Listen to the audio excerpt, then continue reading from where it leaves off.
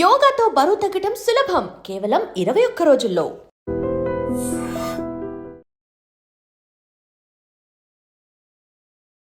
నమస్కారం, welcome to I dream. ధర్మ మార్గం విత్ విజిత కార్యక్రమానికి స్వాగతం.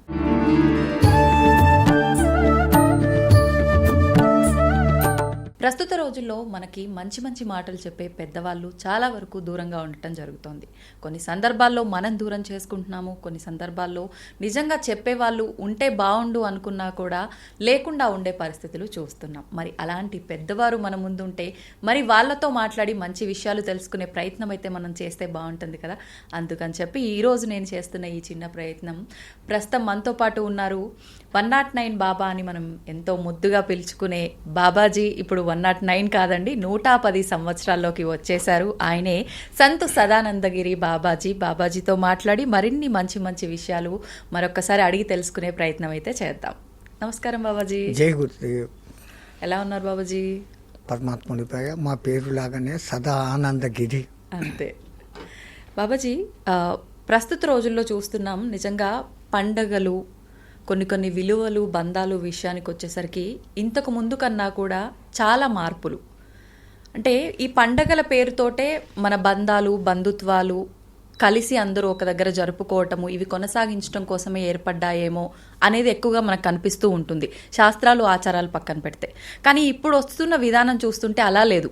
పండగలు వచ్చినా, ఏ విశేషం వచ్చినా కూడా మళ్ళీ అదే చిన్న కుటుంబం, అదే ముగ్గురు నలుగురు ఉన్న కుటుంబమే కొనసాగిస్తున్నారు. నేనేం అడుగుతున్నానో మీకు అర్థమైపోయే ఉంటుంది. ఇప్పుడు మనకు నవరాత్రులు ప్రారంభం అవబోతున్నాయి, శరన్నవరాత్రులు, ఆ తర్వాత విజయదశమి. మరి ఈ శరన్నవరాత్రుల్లో అసలు ఎలా జరుపుకోవాలి? ఈ నవరాత్రులు అందరూ జరుపుకోవచ్చా, లేదు అంటే ఉపాసనలు, దీక్షలు తీసుకున్న వాళ్ళే జరుపుకోవాలా? దాని గురించి ఒక్కసారి వివరించండి. యస్యాద్విరత వక్రాద్యాః పారిషద్యాః పరశతతం విఘ్నం నిఘ్నంతి సతతం విశ్వశ్రేణం తమాశ్రయే. ఓంకార పంజర సుఖీం ఉపనిషదుద్యానవనకేలికలకంఠీం ఆగమన విపిన మయూరీం ఆర్యాం అంతర్విభావయే గౌరీం. ఓం పరబ్రహ్మ పరమాత్మనే నమః. జగదుత్పత్తి స్థితి ప్రళయకరాయ బ్రహ్మ హరిహరాయ త్రిగుణాత్మనే మమ కౌతుకాని దర్శయ దర్శయ దత్తాత్రేయ నమ తంత్రిణీ సిద్ధి కురుకురు స్వాహ. మా గురుదేవులైనటువంటి మహంత హిమాలయ గిరిజీ మహారాజు వారి పాదపద్మములను మనస్సులో స్మరించుకొని మీరు అడిగిన దానికి, అసలు మీ తెలుగులో మాటలు, భావాలు ఎంత గొప్పగా ఉంటాయంటే, ఎంతో సింపుల్గా పండుగ చేసుకో అంటారు పెద్దలు. దాని వెనకల లోతైన అర్థాన్ని ఆలోచిస్తే ఎంత గొప్పగా ఉంటుందంటే, ఓ మానవుడా, నిన్ను నువ్వు పండుగ చేసుకో. ఒక పండు కావాలా అంటే చెట్టు ముందు పువ్వు వేస్తుంది, మొగ్గ వస్తుంది, మొగ్గ పువ్వు అవుతుంది. ఆ పువ్వు ఎవడైనా వాడుకోవచ్చు, వేస్ట్, లేదా రాలిపోవచ్చు. అది పిందగా మారడానికి ఛాన్సెస్. పిందగా మారింది. ఆ పింద కూడా ఏ రాయి దెబ్బలకో, దేనికో, వర్షానికో, వడగండ్లకో పడిపోవచ్చు. పింద కాయ అవుతుంది. కాయ రుచిగా ఉండదు, వగరుగా ఉంటుంది. ఇంకొంచెం పెద్దదైంది, పుల్లగా ఉంటుంది. ఇంకా ఓపిక పడితే అప్పుడు అది పండు అవుతుంది. అప్పుడు తినేకి మనకు ఆనందంగా ఉంటుంది. అట్లా నీ జీవితాన్ని పండుగ మార్చుకో, మధ్యలోనే రాలిపోమాక నిన్ను పండుగ మార్చుకో, పండుగ చేసుకో, నిన్ను నువ్వు పండుగ చేసుకో అన్న అర్థంలో చెప్పారు. ఏ విధంగా బాబాజీ? ఎట్లా అంటే, మనకి ఆశ్రమ ధర్మాలు అని చెప్పారు. నువ్వు బ్రహ్మచారిగా ఉన్నప్పుడు కేవలం విద్య మీదనే ధ్యాస పెట్టి విద్య నేర్చుకొని, ఆ గురువు అంటే పాతకాలంలో గురుకుల విద్యాశాలలు ఉండేటివి. ఆ గురువు ఈ అబ్బాయి నిష్ణాతుడు అయినాడు అని అనుకుంటే ఆయనే ఇప్పటికే స్నాతకోత్సవం పద్ధతిలాగా, అదే నువ్వు పల్ఫిల్ అయిపోయినావురా, వెళ్ళి గృహస్థ జీవనంలోకి ప్రవేశించు అని చెప్పేవాళ్ళు. నా కామిష్య మోక్షగామి కాబట్టి అతను గృహస్థ జీవితంలో ఉండి తన భార్యతో నిర్వర్తించాల్సిన ధర్మాలు, కొన్ని ధర్మాలు నిర్వర్తించాలంటే పక్కన భార్య ఉండాలా, యజ్ఞయాగాదాలు చేయాలంటే అవన్నీ నిర్వర్తించుకొని మంచి సంతానాన్ని కని వాళ్లను తనలాగా ఉత్తమ పౌరులుగా దేశానికి అందించి వాళ్లకు వివాహ బాధ్యతలు అయిపోయిన తర్వాత వానప్రస్థాశ్రమంలోకి 3వ స్టేజ్లోకి వస్తారు. మ్మ్. ఆ వచ్చి ఆ తర్వాత పూర్ణ సన్యాస స్థితిలోకి, వానప్రస్థంలో కూడా లౌకికంతో కనెక్షన్స్ ఉంటాయి. ఈ కాలంలో ఫోన్లు చేసి ఏం బాగున్నావా లేదా, అమెరికాలో అల్లుడు ఇక్కడ ఇండియాలో అని మాట్లాడుకుంటారు. అవును. అది అయిపోయి ఇంకా ఆ బంధాలు కూడా పూర్తిగా వదిలేసి ఆ భగవన్నామ స్మరణలోనూ వాళ్ళు ఏది గురు దగ్గర దీక్ష తీసుకుని ఉంటున్నో గురుమంత్రము తమకు ఉన్నంతలో కొద్దిగా దాన ధర్మాలు చేసుకుంటూ పుణ్యక్షేత్రాల దర్శనం చేసుకుంటూ ఏ రోజో ఒక రోజు రాలిపోవడం, అది పూర్ణంగా పండుగ కావడం. ఆ. ఈ లోపల ఎంతోమంది మహానుభావులతో మాట్లాడాలు ఉంటాయి, సత్సంగాలు ఉంటాయి.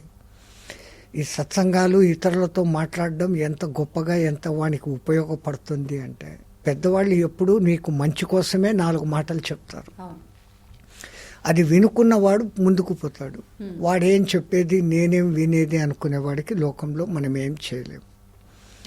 మీరు అన్నట్లుగా సమిష్టి కుటుంబాలంతా పోయేసి ఇప్పుడు అది మినియేచర్ ఫ్యామిలీస్ అయిపోతుండే. ఆ కారణం చేత ఆ సంతానానికి మన విలువలు బోధించేంత టైం కూడా తల్లిదండ్రులకు లేకుండా పోతాం. పోనీ పాఠశాలలలో ఏమన్నా చెప్తారా అంటే, హిందూ ధర్మాన్ని ఫాలో చేస్తున్నారు అంటారు. గీత కానీ రామాయణం కానీ అక్కడ చెప్తే అది హిందూ సంబంధించింది, చేయకూడదు అనేసి ఒక రూల్ పెట్టేస్తారు.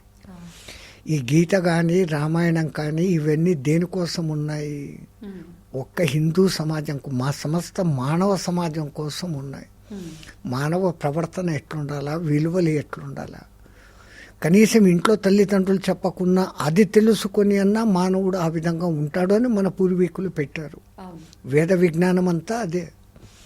కానీ ఇప్పుడు ఆ వేదానికి మనం దూరమైనాము, ఏబిసిడీల ఇంగ్లీష్ చదువులలోకి వచ్చేసాము. రెండవది, ఈ ధన సంపాదన అనేది ఒక్కటి పెద్ద టార్గెట్ అయి కూర్చుంది. దేవుడు మనిషిని సృష్టించాడు, మనిషి ఈ డబ్బును సృష్టించాడు. ఇప్పుడు ఈ డబ్బు ఇటు మనిషిని అటు దేవుడిని కూడా సృష్టిస్తారు. 4 కలుస్తారు, ఒక 10 లక్షలు పెట్టి ఒక గుడి కట్టేస్తారు. 2 ఏళ్లలో ఉండి డబ్బు మంది వచ్చేసింది, ఇంకా ఆ పైన వచ్చిందంతా ఆదాయము అనుకునేటట్లు ఉన్నారు. దేవుణ్ణి నమ్ముకొని బతకడం తగ్గింది, దేవుణ్ణి అమ్ముకొని బతకడం ఎక్కువైంది. ఇక్కడ కనీసము ఇట్లా విచ్ఛిన్నం అయిపోతుందేమో సమిష్టి కుటుంబాలు, ఒకానొక సందర్భంలో అందరూ కలుసుకుంటే బాగుంటుంది అని ఈ పండుగలను చాటుగా పెట్టి, పండుగకు మీరంతా రండి, కొత్త అల్లుడికి బట్టలు పెట్టాలా అదేమేమో అని మీ దాంట్లో అంటారు. అట్లన్నా చేస్తే వస్తారు మళ్ళీ కూతురు అల్లుడు ఇంటికి. ఎక్కడో ఉన్న కొడుకు, ఎక్కడో ఉన్న కోడలు, ఎక్కడో ఉన్న ఇంకో కొడుకు ఆ రోజన్నా వచ్చి ఆ ఆనందంతో వాళ్ళ మనవాళ్ళు అంతా ఆ రోజన్నా కనీసం 2-3 రోజులు ఇట్లా ఒక్కరోజు పండగలు కొన్ని ఉంటే, ఈ దసరా లాంటివి 10 రోజుల పండగలు. ఇవి బాగా జరగబడుతున్నప్పుడు కలకత్తా లాంటి ప్రాంతాల్లో మొదలైంది కాళీ ఉత్సవాలు. మొదటగా అద్భుతంగా చేసేవాళ్ళు కాశీ, అది కలకత్తా అంటారు. ఆ తర్వాత మైసూరు మహారాజా వారు ఒకసారి అక్కడికి పోయి చూసి, అక్కడదేనా మనం ఎందుకు చేయలేము అనేసి అంతే గొప్పగా మైసూర్లో మొదలుపెట్టారు. దసరా ఉత్సవాలు చూడాలంటే ఒకటి కలకత్తా అన్నా పోవాలా, లేదా మైసూర్ అన్నా పోవాలా అన్నట్లుగా ప్రసిద్ధం అయిపోయినాయి. ఇక్కడ కూడా ఏం జరుగుతుంది అంటే, అది కూడా కమర్షియల్, రికార్డ్ డ్యాన్సులు పెట్టేయడాలు, ఆ రోజు ఎగరడాలు, గంతులు వేయడాలే ఉంది. కానీ అది అసలు దసరా తత్వము ఏమి అనేది జనాలకు తెలియనీయకుండా పోతా ఉంది.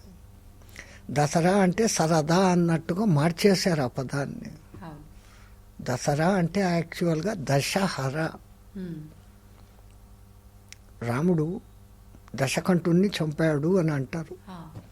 బయటికి రాముడు దశకంఠుణ్ణి చంపాడు. మనలో కూడా 10 దుష్ట గుణాలు ఉన్నాయి, అది ఎప్పుడు ఉంటాయి. అవి పోగొట్టుకునే దానికి దసరా అంటే మనస్సుతో 4 రకాల పాపాలు చేస్తుంటాం. అసలు మీరు ఎప్పుడైనా గంగా స్నానానికి వెళ్తే అక్కడ పండా ఉంటాడు. అది చెప్తాడు, నేను మంత్రం చదివితేనే నీకు పుణ్యము, నువ్వు గంగలో మునిగితే ఏం వాడు డబ్బుల కోసం ప్రయోజనం లేదు అంటాడు. సరే, అయినా ఆవిడ చెప్పే మంత్రం చాలా బాగా చెప్తాడు. నమో గంగాయై విష్ణు పాదోద్భవాయై శివ జటాజూట సంప్రవృద్ధాయై దశహరాయే గంగాయై స్వాహ అని చెప్పి 3 మునకలు వేయరా అంటారు. అంటే మొదటి ఈ 3 మునకలు మనో వాక్ కాయములకు సంబంధించినవి. మనస్సు ద్వారా 4 రకాల పాపాలు. దశహరాయే అంటే 10 రకాల నా పాపాలు. మొదటి మునక వేసినప్పుడు మనస్సుతో చేస్తున్న పాపాలు ఈర్ష, ద్వేషం, అసూయ, పగ. ఈ 4 మనస్సుతో. అవి కడిగే తల్లి దాన్ని హరించు అని. రెండవది కాయము ద్వారా శరీరం, హింస చేయడము, అబద్ధాలు ఆడడము, పరస్త్రీ పరపురుష గమనము. అది స్త్రీ పురుషుడు ఎవరైనా ఆపోజిట్ సెక్స్తో కలవడం, తన వాళ్ళు భార్యాభర్తలు కాని వాళ్ళతో కలవడం, ఇది దేహంతో చేసే పాపం. ఇంకా నోటితో చేసేది అబద్ధ సాక్ష్యాలు చెప్పడం, తన్ను తాను పొగుడుకోవడం, ఇతరులను విమర్శించడం. ఈ మొత్తం కలిపి 10 పాపాలు మానవుడు ఎప్పుడు ఏదో ఒక రూపంలో చేస్తూనే ఉంటాడు. వీటిని హరింపచేయి తల్లి అని ఆ గంగలో మునుగుతాం. అట్లా అదే రావణుని చంపడము అంటే, రాముడు రావణుని చంపడం అంటే సాంకేతికంగా రామనామస్మరణ ఎప్పుడైతే చేస్తూ ఉంటామో మనలోని ఈ దశ గుణాలను ఆ రాముడు ఆ దశకంఠుణ్ణి చంపినట్లు చంపుతాడు అని. దశముఖుడు అనలేదు ఆయన, దశకంఠుడు అన్నారు. అంటే ఇది మనలో నుంచి వచ్చే భావాలే కదా. ఈర్ష, ద్వేష, పగ, ప్రతీకారం, లేదా అబద్ధాలు ఆడడం, దొంగ సాక్ష్యాలు చెప్పడం, హింస చేయడం, ఇవన్నిటికీ ఎక్కడ ప్రతీకలు వస్తాండే? మన వాయిస్. ఎదుటివాడు అన్నాడు, వాడిని నేను కొట్టాలి. వాడు అన్నాడా లేదా అని విచక్షణ చేసుకునేది లేదు. ఎవడో వచ్చి నాతో అన్నాడు, ఆయన అట్లా అన్నాడు అని వెంటనే వాడి మీదకి యుద్ధానికి వెళ్ళిపోవడం, విచక్షణ వాడుకోవడం లేదు. అంటే ఇక్కడ ఏది చేసినా ఈ శబ్దము, మాట అనే దాని నుంచే వస్తున్నాయి ఇవన్నీ. తో ఆ మాట మీద కంట్రోల్. పెద్దవాళ్ళు ఏ పండగ పెట్టినా వాటి వెనకల ఎంతో అర్థాలతో, ప్రతి పండగ ఆ పర్టికులర్ సీజన్లో వస్తుంది. ఆ సీజన్లో పండే పండ్లు, ఫలాలు ఆ ప్రతీకలుగా ఆ పండగలకు ఉంటాయి. ఇప్పుడు వినాయక చవితి, నవరాత్రులు మొన్ననే జరిగాయి. ఆ వినాయకుడిని చూసి మనం ఏం నేర్చుకోవాలి? ఏదో గణపతి పాప మోరియా అంటాము, అరిచేస్తాము, తీసుకొని పోయి మోదక ప్రియ అంటాము, పాటలు పాడతాము, ఎత్తి నీళ్ళలో కలిపేస్తాం. అది రంగురంగుల విగ్రహాలు చేసేసి పర్యావరణానికి హాని చేస్తాం. అది కాదు వాళ్ళు పెట్టిన ఉద్దేశం. నువ్వు అసలు గణపతిని చూసి గణపతిలాగా నువ్వు ఉండేకి ట్రై చేయరా అని వాళ్ళు పెట్టారు సాంకేతికంగా. గణపతి ఎలా ఉంటాడు? నోరు కనపడదు, ఇంత పొడుగు తొండం, ఏకదంతంతో ఉంటాడు, ఇంత చాటంత చెవులు, ఇంత పెద్ద బాణ కడుపు, అంతటి తేజోమూర్తి అయిన తెల్లటి ఆ మహానుభావుడికి నల్లటి ఇంత చిన్న ఎలక వాహనం. ఏమర్థమైంది మనకు? అంటే ఇతరులు చెప్పింది ఎక్కువ విను, శ్రద్ధగా మాట్లాడకు, మాటలు తక్కువ మాట్లాడు. నువ్వు తక్కువ మాట్లాడినప్పుడే ఎక్కువ వినగలుగుతావు. నువ్వు మాట్లాడుతా ఉంటే ఎదుటివాడు ఏం చెప్తున్నాడో చాయిస్ ఇవ్వకపోతే. కాబట్టి హియర్ మోర్, జాదా సునో కమ్ బాత్ కరో, ఆ మాట. రెండవది ఏకసంధ్యాగ్రాహ్యంగా ఉండు. ఒక్కదాంతో రెండో దాంతో డౌట్ లేకుండా ఏకతొండంతోనే ఉంటాడు. అంటే రెండోది థింకింగ్ లేకుండా కాన్సన్ట్రేషన్గా నువ్వు ఏకసంధ్యాగ్రాహ్యగా మారు అనే సూచన. అంటే 2-3 రకాల ఆలోచన ధోరణి లేకుండా ఒకే రకంగా ఒకటి అనుకోగానే రెండవది వస్తుంది మనకు ఆలోచన.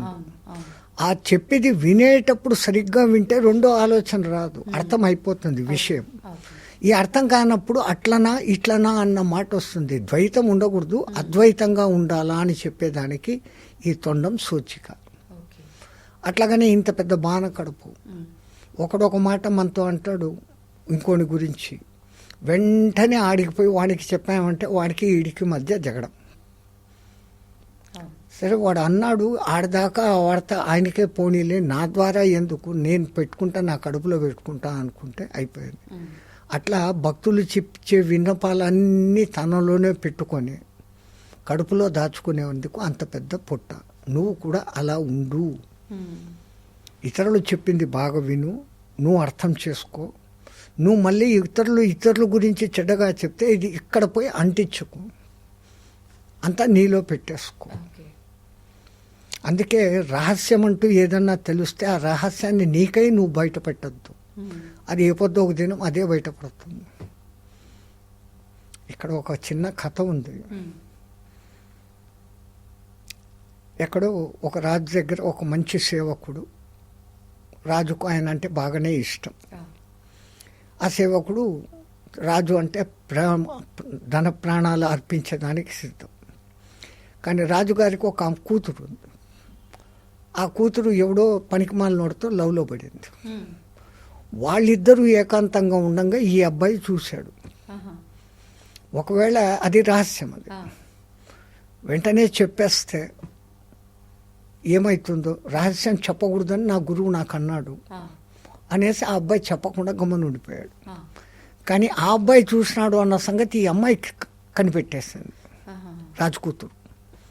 ఇంకా తన పరువు వీడిపోయి మా నాన్నకు చెప్తాడేమో అని ముందుగానే నాన్న దగ్గరికి పోయి, వాడు పరమ చండాలుడు, నేను తోటలో కూర్చుంటే నా చేయి పెట్టి లాగేదానికి ప్రయత్నం చేశాడు, నువ్వు వాడిని ఎట్లయినా చంపేయాలా అంటే తన రహస్యం బయటపడకూడదు. ఉన్నది ఒకటే కూతురు, కొడుకులు లేరు, ఆయన చంపేదానికి ఇష్టం లేదు.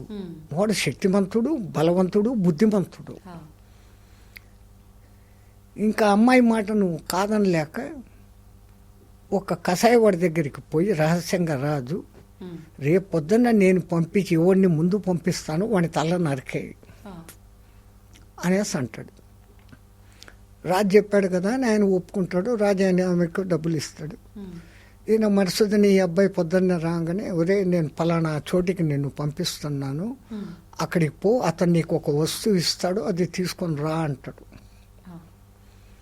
రాజు చెప్పిన అడ్రస్కు ఈయన పోతా ఉంటే దారిలో ఒక సన్యాసి కనపడి, నాయనా నీ మొహలక్షణం చాలా బాగుంది, 4 మంచి మాటలు నీకు చెప్పాలనుకున్నాను, కూర్చుంటావా అన్నాడు. ఆయనకు పెద్దోళ్ళు చెప్పిండారు, పెద్దలు ఏది చెప్పినా కొంచెం శ్రద్ధగా విను అని.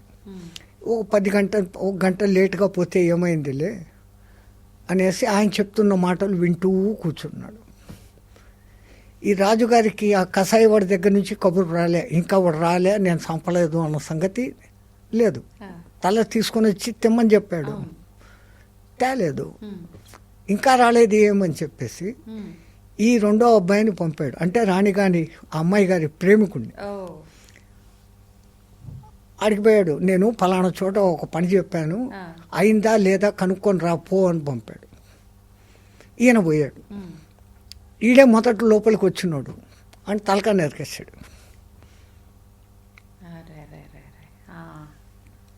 ఆ నరికేసి ఆ తలకాయ మూట కట్టి పక్కన పెట్టుకున్నాడు. 3వ వాడిని పంపిస్తాను, వాడు వస్తే ఆ తలకాయ నాకు పంపి అని రాజు చెప్పిన్నాడు. ఇప్పుడు ఈయన గురువు దగ్గర 4 మంచి మాటలు గంట సేపు విని ఆ తర్వాత ఆ కటాయవాడి దగ్గరికి పోయాడు. రాజుగారికి ఏదో మూట ఇస్తానన్నా ఉంటా కదా, ఇచ్చేయని. ఆ 3వ వాడు వచ్చాడు, ఇవ్వాలి కదా, ఆ తలకాయ తీసి ఈడి చేతికి ఇచ్చాడు మూట.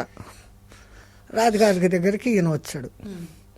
రాజు వీడిని చూసి ఆశ్చర్యపోయాడు, వీడి చేతిలో మూట ఉంది, వీడి కదా, వీడి తలకాయ ఉండాలి, ఉండాల్సింది వీడే వచ్చాడేమి, ఏం చేయాలా? అంత లోపల అమ్మాయి కూడా వచ్చింది.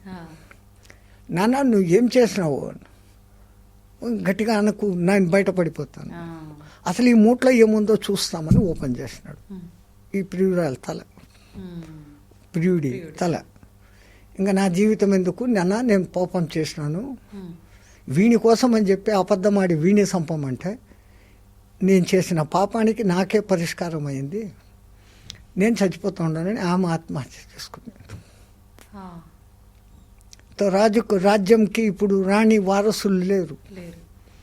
రాజు ఇంకా తప్పనిసరి బలిగా ఇంత మంచోడు నువ్వే రాజుకా అని చెప్పి వాడినే రాజుని చేస్తున్నాడు. రహస్యంగా పెట్టుకున్న దానికి ఈ ఫలితం జరిగింది. ఇది నేను చెప్పిన కథ కాదు. ఒక మహాతల్లి ఒక టీవీ ఇంటర్వ్యూలోనూ ఎక్కడనో ఈ అద్భుతమైన పెద్ద కథ ఒకటి చెప్పింది. ఆ కథలో ఒక చిన్న భాగం, రహస్యాన్ని రహస్యంగా పెట్టుకో. అట్లా రహస్యం అనేది తెలిసిపోయినాక మన మూలంగా తెలిస్తే అది ఎంతవరకు ప్రమాదం, దాని మూలంగా ఎవరైనా ఇబ్బంది పడతారా సత్యం బ్రూయాత్ ప్రియం బ్రూయాత్ న బ్రూయాత్ సత్యం అప్రియం అంటారు. సత్యమునే పలుకు, అసత్యం పలకకు. ఇతరులకు కష్టం కలిగించేంటి సత్యాన్ని పలకకుండా గమ్మని ఉండు అంటారు. అంటే ఇతరులను ఇబ్బంది పెట్టేది అది సత్యమైనా చెప్పకు, అది అధర్మం అవదా బాబాజీ? అవదు. దానికి కూడా తప్పించుకునే మార్గం ఉంది. ఎలా? ఇప్పుడు హరిశ్చంద్రుని తండ్రి సత్యవ్రతుడు అని ఆయన పేరుకు తగినట్లు నిజంగా సత్యవ్రతుడు. రాజ్యం చేశాడు. రాజ్యం అయిపోయి హరిశ్చంద్రుడు పెరిగి పెద్ద అయినాక ఆయనకు పట్టాభిషేకం చేసేసి ఆ కాలంలో ప్రతి రాజు అడవులకు వెళ్ళిపోయేవాళ్ళు. ఆయన వెళ్ళి ఆయన పాటలో ఆయన తపస్సు చేసుకుంటూ ఉన్నాడు. అక్కడ చుట్టుపక్కల అందరికీ తెలిసిపోయింది సత్యవ్రతుడు ఆయన. అబద్ధాలు ఎప్పుడు చెప్పడం ఆయన నోట్లో రాదు. ఆయన తపస్సు చేసుకుంటా అంటే ఒకసారి ఒక కడుపుతో ఉన్న పంది పరిగెత్తుకుంటూ వచ్చి ఆయన ఎదురుగానే పొదల్లో దాక్కున్నది. ఈయన దాన్ని చూశాడు. ఇంకా లేచిపోయి సంధ్యావందనం చేసుకుంటాము అనుకునేట్టు పరుగున ఒక వేటగాడు వచ్చాడు బాణాలు పట్టుకొని. ఈయన చూశాడు, ఈయన నిజం చెప్పే మనిషి. అందరికీ తెలుసు అక్కడ సత్యవ్రతుడు అంటే పేరే సత్యవ్రతుడు, సత్యాన్నే వ్రతంగా పెట్టుకున్నాడు. అయ్యా 3 రోజుల నుంచి నా భార్య బిడ్డలు నేను ఆకలితో సస్తాండం. దొరక్క ఈరోజు ఒక పని దొరికింది. బాణం వేసేంత లోపల తప్పించుకుపోయింది. ఇటువైపే వచ్చింది. మీరు చూశారా అన్నాడు. కళ్ళకి ఎదురుగా పొదల్లో కనపడుతుంది పంది. ఈయన మరి సత్యవ్రతుడు. అదుగునైనా నేను చూశాను, పంది అక్కడ ఉంది అని చెప్పాల. చెప్తే ఆ జీవిని దీనంగా చూస్తుంది. అది కడుపుతో ఉంది, అది చచ్చిపోద్ది. ఇప్పుడు చెప్పకపోతే తన సత్య సంధత అనేదే నాశనం అయిపోతుంది. ఆలోచించు నసా పశ్యంతి బ్రూయంతి నసా బ్రూయంతి పశ్యంతి అని అంటాడు. ఈయనకి ఏం అర్థం కాదు. అంటే చూసే కళ్ళు మాట్లాడలేవురా, మాట్లాడే నోరు చూడలేదురా, ఈ రెండింటి అనుసంధానకర్త ఎక్కడో ఉన్నాడురా అంటాడు. అంటే ఇవన్నీ కలిగి ఉన్న వీడు ధ్యానంలో ఉన్నాడు. అప్పటికి చూసిన కళ్ళు చెప్పవు, చెప్పాల్సిన నోరు చూడలేదు. తప్పించుకున్నాడు. ఆడు తలగొక్కున్నాడు. పోయి ఈయన్ని అడిగినాను, ఏమో చెప్తాన్నాడు, నాకేం అర్థం కాలేదు, జై శ్రీరామ్ నేను పోతాను, ఇంకో జంతువుని వేటాడుకుంటాను ఆయన వెళ్ళిపోయాడు. అదే మీ తెలుగులో ఇంకా సులభంగా ఇతరులను ఒప్పించక తాను అవ్వక ఎప్పటికయ్యేది ప్రస్తుతం అప్పటికయ్యేది చేయొచ్చు, తప్పించుకు తిరుగువాడు ధన్యుడు సుమతి అని అంటారు. పెద్దవాళ్ళు ఒకే మాట ఏకం సత్ విప్రా బహుధా వదంతే. ఉన్న ఆ ఒక్క సత్యాన్ని అనేక మంది అనేక రూపాల్లో మనకు చెప్తూనే ఉన్నారు తల్లి. మనం ఏ ఒక్క మాట పట్టుకున్నా ఆ సత్యం వెంబడతా పోవచ్చు. ఆయన అంత పెద్ద కథగా అదే చెప్పాడు. ఇప్పుడు ఈయన ఇంత చిన్న శ్లోకంలో ఆ మాట చెప్పేశాడు. వినరవ్యమ విశ్వదాభిరామ. అది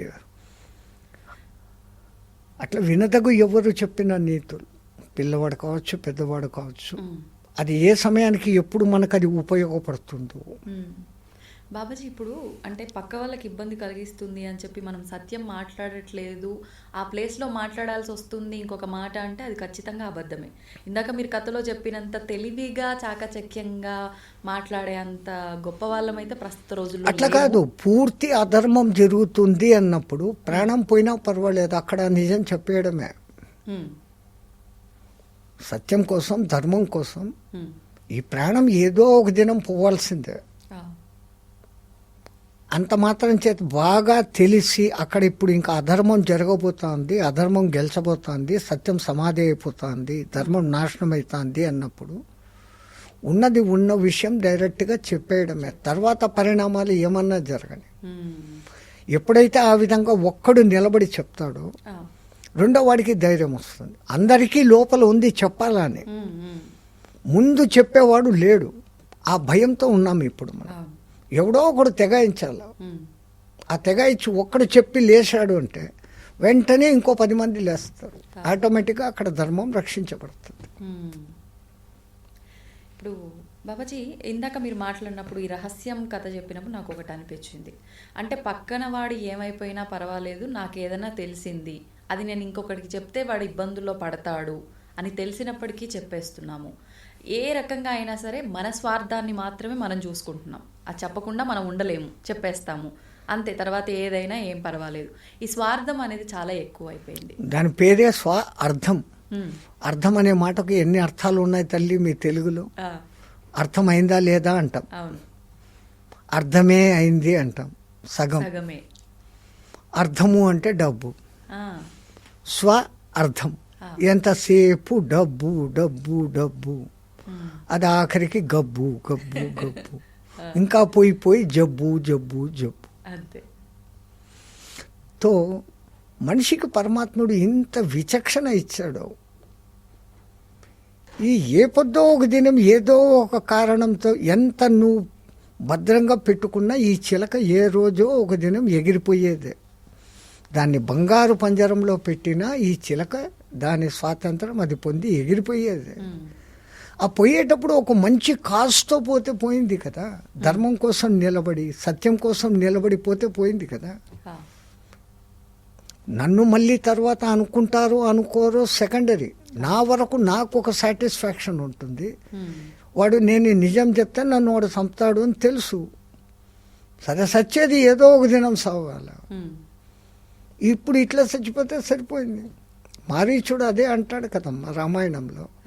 రావణాసుడు వచ్చి నా కోసం ఈ సాయం చేయంటే నువ్వు ఎవని గురించి అడుగుతాండావు?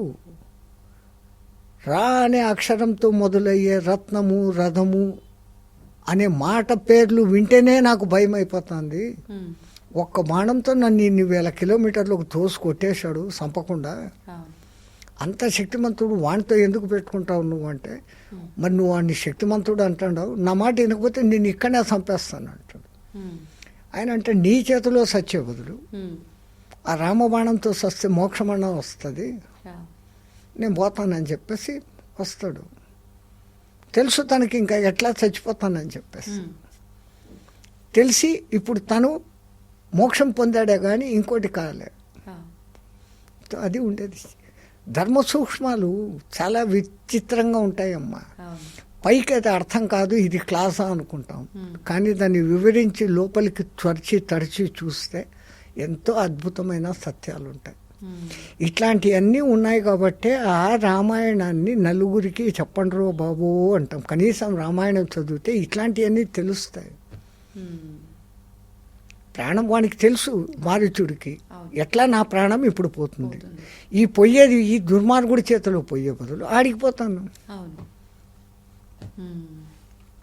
ఇప్పుడు మీరు అన్నారు అంటే జబ్బు ప్రాణము ఇవన్నీ కూడా, అంటే ఈ ప్రాణాన్ని నిలబెట్టుకోవడం కోసం ఉన్నన్నాళ్ళు ఆరోగ్యంగా ఉండడం కోసం రకరకాల విధానాలు ఇప్పుడు పెద్దవాళ్ళు చెప్తూ వస్తున్నారు. అందులో ముఖ్యంగా తీసుకుంటే శ్వాస. మన శ్వాసని మన కంట్రోల్లో ఉంచుకోగలిగితే, ధ్యాస దానిపై పెట్టగలిగితే మన ఆరోగ్యం చక్కగా ఉంటుంది అని చెప్పి ఎంతో మంది చెప్తున్నారు. ఈ మధ్యకాలంలో మనం పుస్తకాల్లో కూడా చూస్తూ ఉన్నాం. ఒక్కటి కాదమ్మా, ఈ శ్వాస అన్న ఒక సబ్జెక్టు పేరుకు 2 అక్షరాలే కానీ ఎంత శక్తివంతమైందంటే మానవుడు పుట్టినప్పటి నుంచి చనిపోయేంత వరకు ఈ శ్వాస మీదనే బతుకుతున్నాడు. కానీ కేవలం ఇది బతికేందుకు కోసం కాకుండా ఈ జన్మ అయిపోయినాక ఇంకో జన్మ ఉంది అని నమ్మేది మన సనాతన ధర్మం. జన్మలు లేని స్థితి రావాలని కోరుకోవడం కూడా సనాతన ధర్మంలోనే ఉంది. అనేక జన్మలు ఉన్నాయి. ఈ జన్మల పరంపర ఈ జన్మతోనే నేను కడసారి జన్మ చేసుకోవాలా అనుకునేది అందరి సనాతన ధర్మం. ఇంతో అంతో టచ్ ఉన్న ప్రతి ఒక్కడికి ఈ కోరిక ఉంటుంది. దాన్ని చేయాలంటే ఏదన్నా ఒక యజ్ఞము, పూజ, ఒక మంచి కార్యము ఏం చేయాలన్నా కానీ ఈ శరీరం అనేది భద్రంగా ఉండాలి. శరీరమాద్యం ఖలు ధర్మ సాధనం అంటారు. ఈ శరీరం నాది బాగుంటే నేను ఏ పూజలైనా చేస్తాను, ఏ సాధనాలైనా, ఏ యోగాసనాలైనా వేయగలుగుతాను. ఈ శరీరం నాకు సహకరించకపోతే నేనేం చేస్తాను?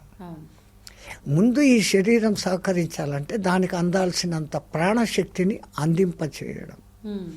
శ్వాస తీసుకొని వదలడం అంటే కేవలం ఊపిరితిత్తుల దాకా పోతుంది.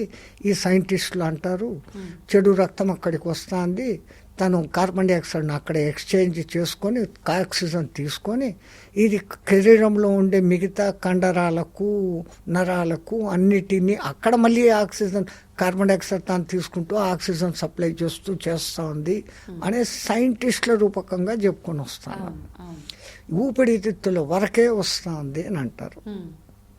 కానీ ఈ ఊపిరితిత్తుల్లో నుంచి శుభ్రపడిన గాలి నఖశిఖ పర్యంతరం తిరుగుతుంది రక్తం రూపంలో.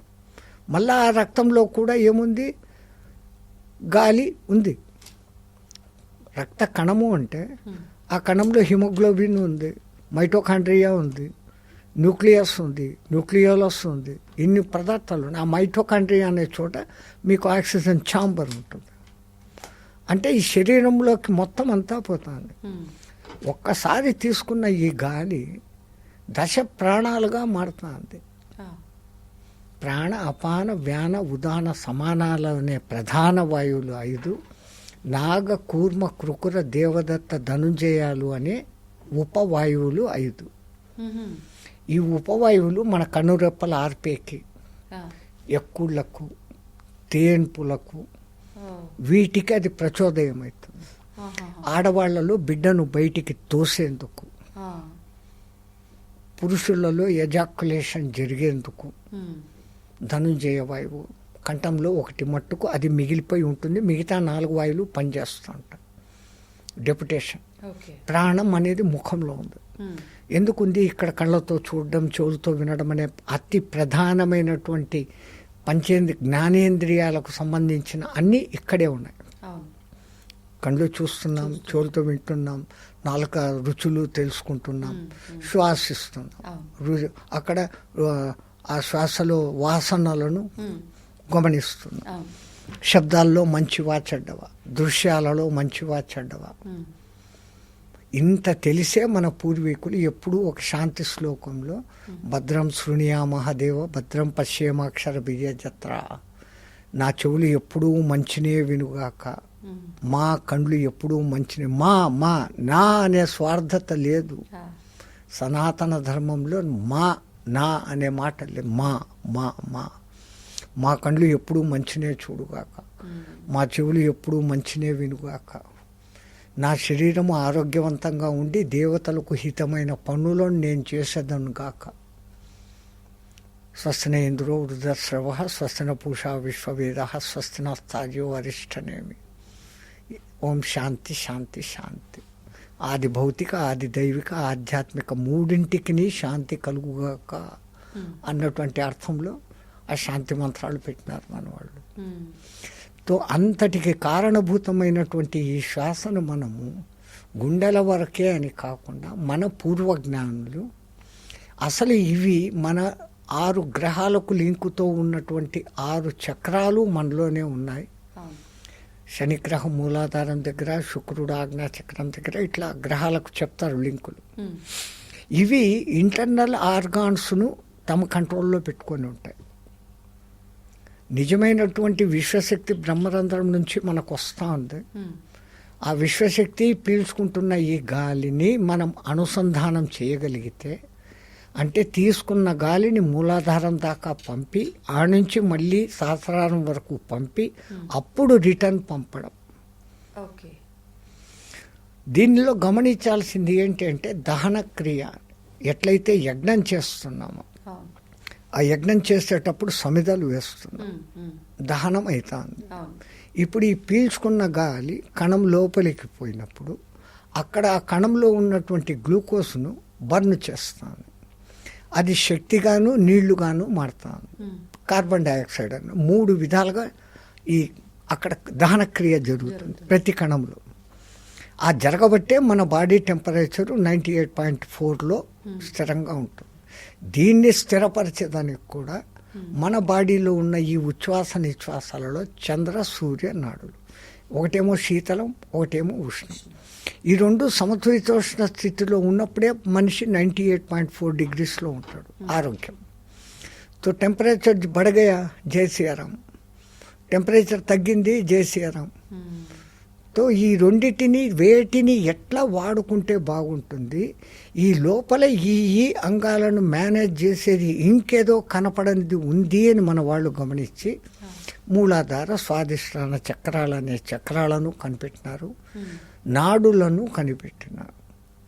ఇంకా అప్పటి నుంచి ఈ శ్వాసను అక్కడికి పంపడం అనే విధానం ఎట్లా, మనకేమో సైన్స్ చెప్పేది మనం పీల్చుకుంటే ఈడి వరకే వస్తాను, కానీ సాధన చేసినప్పుడు ఈ వాయువును మూలాధారానికి పంపగలం. మూలాధారం దగ్గర నుంచే మనకు ఇడా పింగళ నాడులు చాలు అవుతాయి. అది మళ్ళీ ఇక్కడికి స్వాదిష్టానానికి వచ్చినప్పుడు ఒక లింక్ అవుతుంది, మళ్ళీ అక్కడి నుంచి పైకి వచ్చి మణిపురానికి వచ్చేటప్పటికి ఒక లింక్ అవుతుంది. హెలికల్ స్ప్రింగ్ అనే ఒక నాగబంధం లాగా ఉంటుంది లోపల. దీన్ని గుర్తించే ఆ జీన్స్ కూడా నాగబంధం లాగా ఉంటుంది కాబట్టి, ఈ ఇడా పింగళలు నాగబంధంగా ఉంటుంది కాబట్టి మన పూర్వీకులు ఎక్కడైనా గుళ్ళో పోయి నాగప్రతిష్ఠ చేయి, పూజలు చేయి అంటారు. సో నువ్వు దాన్ని చూస్తున్నావు అంటే నీ లోపలి జీన్స్ను, నీ లోపలి ఈ ఇడా పింగళ నాడుల నడవడికను నువ్వు చూస్తున్నావు అని. ఆ నాలెడ్జ్ వాళ్ళు అది ఎట్టెట్లా కనిపెట్టినారో అమ్మా. ఇప్పుడు మిషన్లు ఉండి వీళ్ళు కనిపెట్టలేకపోతున్నారు, కానీ వీళ్ళకి తెలియదు లేదు అంటున్నారు. ఒకప్పుడు దేవతల చిత్రాల వెనకల ఒక పెయింటర్స్, చిత్రకారులు రంగులు వేస్తే వాళ్ళ ఎదురుగా వెనకల తేజో విలయం ఉంది అని మనం ప్రార్థనలు, పూజలు, మంత్రాలు, మనిషి వెనకాల లైట్ ఏముంటుంది, లైట్ పెడితే ఉంటుంది అనేసి మనల్ని ఎగతాళి చేశారు. వాడు క్లియర్టీనో ఎవడో రష్యన్ శాస్త్రవేత్త ఆ క్రెమ్లిన్ అని ఒక కెమెరాతో ఫోటో తీసి ఆరాను ఫోటో తీశాడు, బ్లాక్ అండ్ వైట్తో. ఆ జర్మన్ శాస్త్రవేత్తలు దాన్ని బాగా డెవలప్మెంట్ చేసి కలర్ ఫోటోగ్రఫీ తీసినారు. ఇప్పుడు అది ఆరా ఫోటోగ్రఫీ అనేది ఒక పెద్ద సబ్జెక్టు. 6 నెలల తర్వాత మానవుడిలో ఏ జబ్బు రాబోతా ఉందో మీ ఆరా ఫోటోను చూసి చెప్పగలరు. ఆరా సైన్స్ ప్రతి మానవుడికి ఈ ఆరా 5 దశలలో ఉంటుంది అనే దానికే అన్నమయ కోశ, ప్రాణమయ కోశ, మనోమయ కోశ, విజ్ఞానమయ కోశ, ఆనందమయ కోశము అన్నారు. తో మీ చుట్టూ 1.5 అంగుళం దూరం వరకు ప్రాణమయ కోశం, అన్నమయ కోశం, ఇట్లా కోశాలుగా చాలా లిమిటెడ్గా ఉంటుంది సాధారణ మానవులకు. సాధనలు చేసి శుద్ధి, బాహ్య శారీరక శుద్ధి, అంతర్చక్రాల నాడుల శుద్ధి చేసిన మహానుభావులకు ఆ తేజస్సు ఎక్కువగా ఉంటుంది. అంతా విశ్వానికి మంచి చేయాలని కోరుకుంటున్నటువంటి విశ్వపురుషులు, కారణజన్ములకు అది కిలోమీటర్ల దూరం వరకు కూడా ఉండే ఛాన్స్ ఉంది. ఈ ఆరా టెక్నాలజీ గురించి నా అదృష్టం కొద్దీ ఎప్పుడో మహారాష్ట్రలో తిరుగుతున్నప్పుడు డాక్టర్ అనూప్జీ అనేసి ఒక మహానుభావుడు ఉన్నాడు. ఆయన డెంటల్ డాక్టర్. ఆయనకేదో జబ్బు చేస్తే డాక్టరు ఏమేమో వైద్యాలు చేయించుకున్నాడు, తగ్గలేదు. ఎవరో వండుకొని దత్తోపాసన చేస్తే బాగుంటుంది అని అంటే దత్తోపాసన చేయను మొదలుపెట్టాడు. చేస్తూ ఒక దత్త గురువు దగ్గరికి రాను పోను మొదలుపెట్టాడు. అక్కడికి పోయినప్పుడు ఆ ఆశ్రమాన్ని విజిట్ చేసేదానికి ఒక ఆయన వచ్చాడు. ఈ గురువుగారు ఇంత శక్తిమంతులు, మీరు అనుమతిస్తే మీ ఆరా ఫోటో తీస్తాను, ఇక్కడ ఎంత ఆరా ఉందో అని. అట్లా ఈయనకు ఆరా గురించి అప్పుడు తెలిసింది. తెలిసినాక దీని లోతుపాతులు ఏంటి, ఈయనకు పళ్ళు నొప్పి ఇట్లుంది, ఇంకో ఇన్ని రోజులకు తగ్గుతుంది అని ఆ ఫోటో తీసి చెప్పాడు ఆయన. నీకు రావడమే 3 ఏళ్ల కింద వచ్చింది, నువ్వు పట్టించుకోలేదు, ఈ పొద్దు ఇంత విపరీతం అయిపోయింది, ఇన్ని నెలలకి ఇది తగ్గపోతుంది అన్నాడు. నాకు వచ్చిన సంగతి తెలుసు, ముందు కొంచెం ఉన్న సంగతి తెలుసు. ఈయన ఎట్లా చెప్పగలిగాడు రంగుల ఫోటో చూసి ఆయన దాని మీద ఇంట్రెస్ట్ కలిగింది. ఆయన కూడా సైంటిస్టే కాబట్టి, డాక్టర్ కాబట్టి కంప్యూటర్లలో దాన్ని సమాచారం అంతా కనుక్కొని అసలు ఆ కెమెరాలు ఎక్కడ దొరుకుతాయి, దాన్ని డెవలప్ చేసే సాఫ్ట్వేర్, హార్డ్వేర్ ఏమేమో ఉంటాయి, అది స్నేహితుల సహకారంతో అట్లా ఇట్లా చేసి కొని దాన్ని స్టడీ చేసి తాను బాగు చేసుకున్నాడు ముందు. ఇప్పుడు అది ఆ ఫోటోలు తీసి దాని మూలంగా అందరికీ సజెషన్లు ఇస్తాడు. ఆయన మళ్ళీ తమాషా ఈ ఇంగ్లీష్ మంత్రులు సజెషన్ చేయడు, ఆసనాలు వేయి, ప్రాణాయామాలు చేయి. ఓ ఈ ప్రాణాయామం అనే ఈ వాయువు ఎక్కడ ఇప్పుడు నీకు నాకు మధ్య అదే ఉంది తల్లి. మ్మ్. ఈ మాటకే మన పూర్వీకులు ఎంత జ్ఞానము, అంతస్థ నారాయణ, బహిస్థ నారాయణ, అంతర్బహిస్థ మధ్యస్థ నారాయణ, ఊర్ధస్థ నారాయణ, అధస్థ నారాయణ, ఇంకా లేనిది ఎక్కడ అంతటా ఉన్నారు. గాలి. పరబ్రహ్మం అని చెప్పేదానికి ఉదాహరణ అదే. అది ఉంది కానీ ఉందా లేదా కళ్ళకు కనపడదు. అవును. ఉంది. మ్మ్. అది మనలోకి వచ్చిపోతూ ఉంటేనే మనం వింటున్నాం. అది రావడము రాకుండా పోయిందా జేసీరాం, అంతే.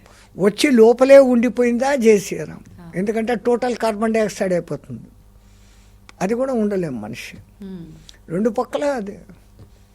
దాని గురించిన నాలెడ్జ్ గురించి అసలు దీన్ని ఎట్లెట్లా శ్వాసిస్తే మ్మ్.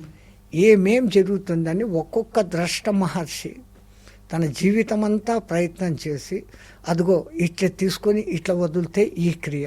ఓకే. దీంట్లో 1:4:2 అనేది సహజమైన నిష్పత్తి కుండలిని యోగంలో కుంభకం చేసే ఒక క్రియా విధానం. మ్మ్. అంటే 1 అనే సంఖ్య కౌంట్ చేసేంత వరకు లేదా ఔం అని నువ్వు అనుకున్నప్పుడు ప్రశాంతంగా నిదానంగా, అంటే ఇదంతా కలిపి 1 సెకండ్. ఓకే.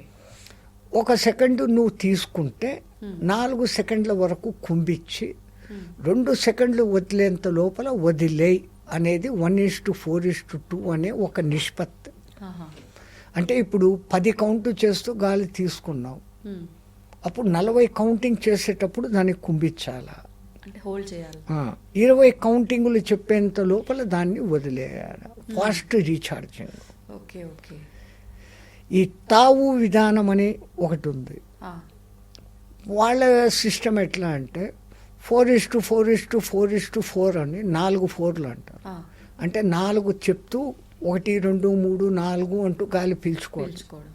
ఇది చెప్పడం సులభంగా ఉంది కానీ అట్లా ఎవరు ఆ నెంబరింగ్ చెప్తూ చేయరు. చేస్తే మ్మ్. 4 అని చెప్పాం, ఆ 4 అని అనుకుంటూ బంధించడం, మ్మ్. 4 అంటూ వదలడం, వదిలేసినాక మళ్ళీ 4 చెప్పేంత వరకు తీసుకోకుండా పోవడం. మ్మ్. అంటే మా కుంభక సాధనలో కూడా కుంభకం పూరకము, రేచకము, కుంభకము, మ్మ్. బాహ్య కుంభకము అని, అంతర్కుంభకము అని అంటే, అంతర్కుంభకం అంటే లోపల బంధించాం, ఆ. బాహ్య కుంభకం అంటే ఒక్కసారి గాలి వదిలేసినాక గాలి తీసుకోకుండా ఉండడం. ఓ.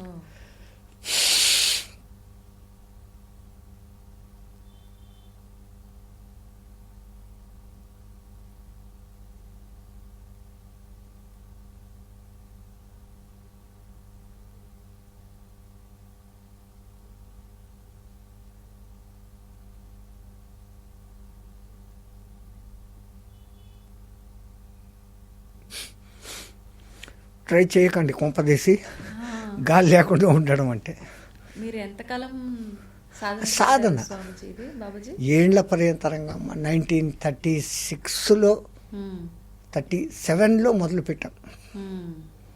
క్రమంగా చేసుకుంటూ 1945లో మా గురువు గారు నా ముఖ లక్షణాలు చూసి వీడు సూటబుల్ అని అనుకున్నప్పుడు అప్పుడు దీక్ష ఇచ్చారు. ఆ. ఏదో కుండలిని సాధన, ఆ సాధన, ఈ సాధన 3 రోజుల్లో అవుతుంది, 4 రోజుల్లో ఉత్తమాట ఏండ్లు పడుతుంది.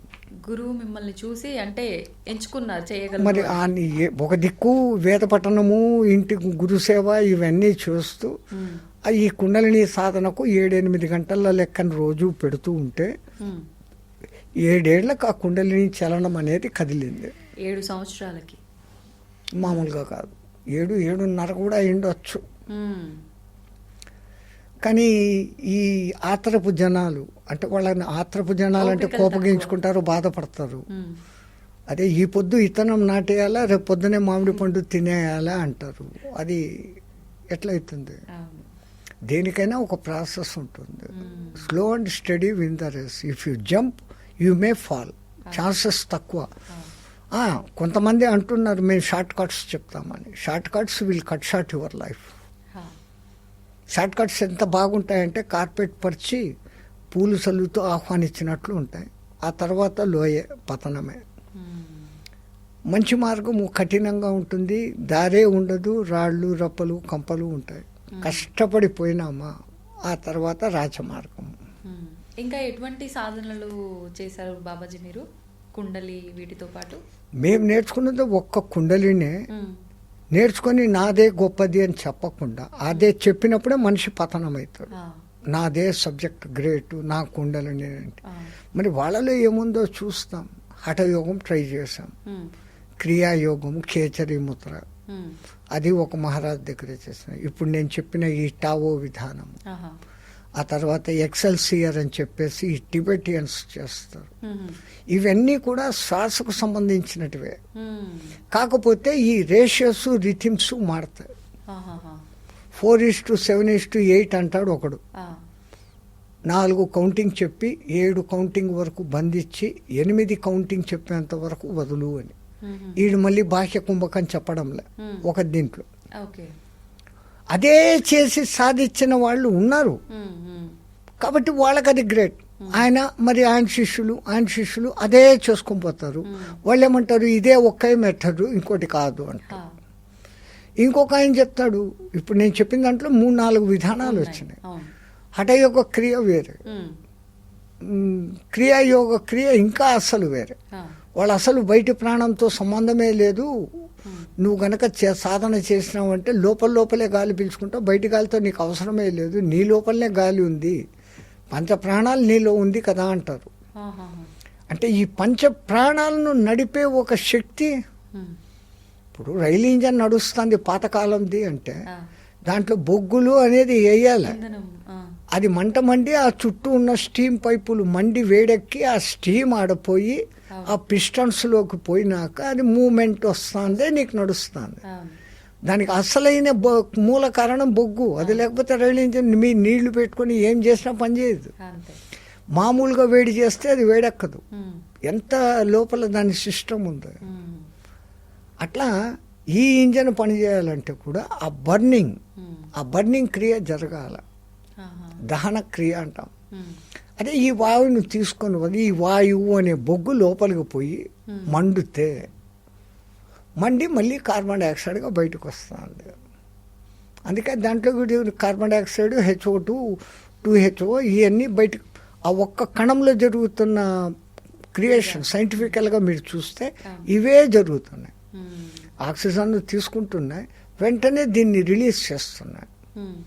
ఆ గ్లూకోజ్ను బర్న్ చేస్తుంది ఇది ఆక్సిజన్ పోయినాక మీకు అది కార్బన్ డైఆక్సైడ్ గాను HO2 వాటర్ పర్సంటేజ్ గాను మారుతుంది.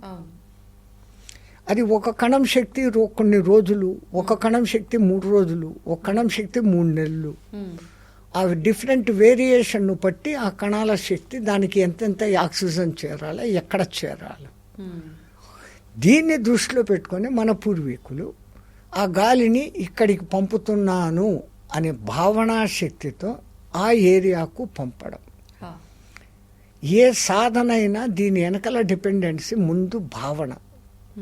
రెండవది ఈ భావన ప్రకారం ఉత్త భావన పెట్టుకుంటే కాదు, బై ఫోర్స్ అక్కడికి పంపగలగాలి. దానికి ఆయా విధానాలలో ఆయా టెక్నిక్స్ ఉన్నాయి. అది ఏదో ఒక దినం వాడు చెప్పేశాడు అని పక్కకు వచ్చి చేయను మొదలు పెడితే డేంజర్ అయిపోతుంది. గురు సమూహంలోనే కనీసం అంటే 41 days ఆ సిస్టము రిథిము కనుక్కున్నప్పుడు అప్పుడు పక్కన పోయి ఎక్కువ ప్రాక్టీస్ చేసుకోవచ్చు. మళ్ళీ దాంట్లో నిష్ణాతత వచ్చేదానికి ఏళ్ళు పడుతుంది. 2 days 3 daysలో ఏ బెనిఫిట్ ఎక్కడా కనపడదు. మనమంతా ఏంటి 2 రోజులు చేసేస్తాం, ఇట్ట పట్టాం, వాడేమో అట్ట అన్నాడు, నేను ఇట్ట పట్టాను కాలేదే. 2 రోజులకే ఏమవుతుంది? నువ్వు నెలలుగా ఇంత బురద పూసుకొని ఉండవు. అట్లా నీళ్లు పోసి కడిగేసుకోవాలా నేను అంటే అవుతుందా? షవర్లో 3 రోజులు కూర్చుంటే తప్ప నీ మురికి పోనంత ఉంది. అది పోవాలంటే మరి అంత ప్రాసెస్ చేసుకుంటూ వచ్చినప్పుడే అది జరుగుతుంది. ఇప్పుడు ఒకప్పటి కాలంలో ఈ ధ్యానము ఇదంతా కూడా విధానం కొన్ని నెలల పాటు, సంవత్సరాల పాటు కూడా అలా ఉండేవాళ్ళు అని చెప్పి, అంటే ఈ శ్వాస పైన ఈ ఫోకస్ చేసి ఈ విధానంలో ఉన్న వాళ్ళకి ఇంకా ఆహారంతో పని ఉండదా బాబుజీ? వాయు భక్షణ అనే విధానం అదే, మరి దాని పేరే వాయు భక్షణ. గాలినే ఆహారంగా మార్చుకోవడం. ఓకే. గాలి అంటే బర్న్ అవుతుంది. ఇప్పుడు మన శరీరంలో కూడా జీర్ణక్రియ వచ్చిన పదార్థాలు లోపలికి పోతున్నాయి, అక్కడ బర్న్ అవుతుంది, జఠరాగ్నితో కలుస్తోంది అంటాం. జఠర రసము జఠరాగ్ని అని మన వాళ్ళు పేరు పెట్టారు. అక్కడ అది మండింపబడి ఆ పదార్థం ఇంకో పదార్థంగా మాలి మలినంగా బయటకు వస్తుంది. దాంట్లో ఉన్న శక్తిని ఈ ఆంత్రచూషికాలు అని చెప్పబడే చిన్న పేగులలో ఉన్నటువంటి ఆ పోషకాలు లాక్కుంటున్నాయి, ఎనర్జీగా మార్చుకుంటున్నాయి. ప్రాసెస్ ఇది. అట్లా ఆ గాలిని, అందుకే ఆ ఋషులు ఎక్కడ పడితే అక్కడ కూర్చొని తపస్సులు చేయరు. అటువంటి ప్యూర్ గాలి, ఈ పంచపల్లవాల చెట్లు ఉన్న చోట అవి విడిచిపెడుతున్న గాలులు, వాటి మోడుల దగ్గర నుంచి వస్తున్నటువంటి గ్యాసెస్, ఇవన్నీ కలిసిన గాలి దాన్ని పీల్చుకునే విధానంలో పీల్చుకొని పెట్టుకుంటే ఆ గాలిని ఆహారంగా మార్చుకోవచ్చు. ఇది అంటే అందరితో సాధ్యపడుతుందా? సామాన్యులతో ఇలా సాధన చేస్తే దానికంటే అది చాలా కఠినమైన సాధన. అది ఒకటి గురు కృపన్నా ఉండాలా, వాడికి పూర్వజన సుకృతమన్నా ఉండాలా, లేదు అచంచలమైన పట్టుదల, చెప్పేవాడు సరి అయిన గురువు ఉండాలా, ఈ చేసే సాధకుడిలో పట్టుదల ఉండాలా. ఒక్క దినంలో ఆహారం మార్చుకునే విధానం లేదు. దానికి ప్రాసెస్, ఈ కుంభకాన్ని ఎక్కువ కాలం చేయగలిగిన సాధన చేసి ఆ తర్వాత దానికి సంబంధించిన కొన్ని మంత్రాలు ఉంటాయి. ఆ గాలికి సంబంధించినటువంటి తర్వాత మన యజ్ఞంలో హవనం చేసేటప్పుడు, హవిస్సులు వేసేటప్పుడు చదివే కొన్ని మంత్రాలు, ఆ మంత్రాల రిథమాటిక్తో చదివినప్పుడు ఈ షట్చక్రాలలో ఉన్న దళాలు వైబ్రేట్ అవుతాయి. ఒక్కొక్క దళంలో ఒక్కొక్క అక్షరం, 50 అక్షరాలు మనకున్నాయంటే మనకి 50 దళాలు ఉన్నాయి. మూలాధారంలో 4, 6, 10, 12, 16, 2 అన్నీ కలిపితే 50 అవుతాయి. 50 మనకు అక్షరాలు.